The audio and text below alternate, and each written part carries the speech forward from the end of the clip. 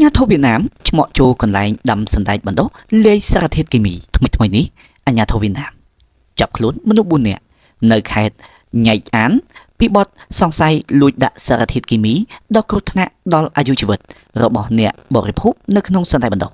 កាលនោះអាញាធិបរឹបអូសសណ្តែកបណ្ដុះបាន3500តោនដែលលាយសារធាតុគីមីទាំងនោះនេះជាសារធាតុដែលរដ្ឋាភិបាលហាមមិនឲ្យប្រើប្រាស់ទេចាប់តាំងពីឆ្នាំ2024ជនសង្ស័យទាំងនោះមានឈ្មោះលូម៉ាញ់ហឿងអាយុ32ឆ្នាំ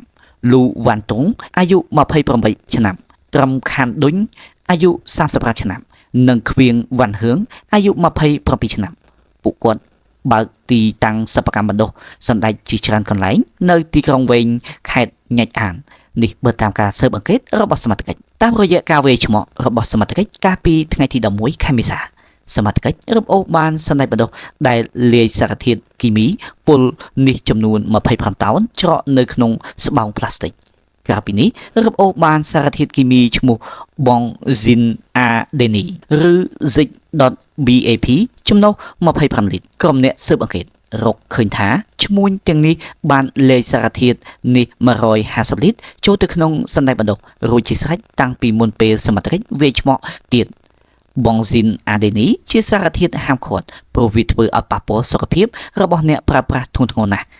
ធ្វើឲ្យត្បៀតសរសៃស៊ូតនិងស្លាប់បើសិនស្រូបយកសារធាតុនេះចូលទៅក្នុងខ្លួនច្រើនពេកនៅក្នុងថ្ងៃវេឆ្មក់ចូលសិប្បកម្មនោះសមត្ថកិច្ចរកឃើញសណ្តែកបណ្ដុះ25តោនដែលលាយសារធាតុគីមីនេះជនសង្ស័យបានឆ្លើយសារភាពតាមត្រង់ថាខ្លួនបានប្រើសារធាតុនេះលាយជាមួយសណ្តែកបណ្ដុះពិតមែនដើម្បីធ្វើឲ្យសណ្តែកមានពណ៌ល្អនិងមើលទៅឃើញថ្លាល្អធ្វើឲ្យអតិថិជនញ៉ាំយ៉ាងឆ្ងាញ់មាត់ពួកគេអះអាងថាសណ្តែកបណ្ដុះទាល់តែបែបហ្នឹងទើបលក់ដាច់អាជ្ញាធរនឹងបើកការស៊ើបអង្កេតដ៏ទូលំទូលាយព្រោះសំណុំរឿងនេះនៅវែងឆ្ងាយតទៅទៀតនេះបើតាមការជិះផ្សាយរបស់គេហទំព័រ Vietnam Express